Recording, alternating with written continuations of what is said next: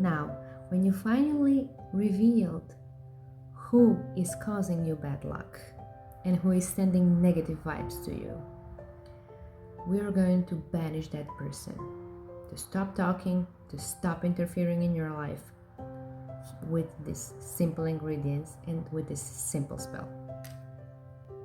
You are going to need a salt, some marker to write, a garlic clove, unpeeled garlic clove. You are going to write on the garlic, and a plastic bag to put everything inside. If you already reveal the name of the person who wants you harm, you are going to write their name on a piece of garlic.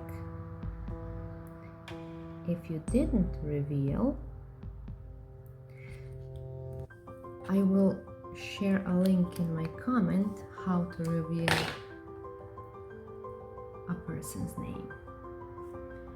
So we have the name on a garlic clove. Second thing, we are going to take this plastic bag, put the name inside, take a sea salt and just cover the garlic with the sea salt. That's enough. Close the bag. Also, you will need your pillow because you are going to put that in your pillow for 3 days.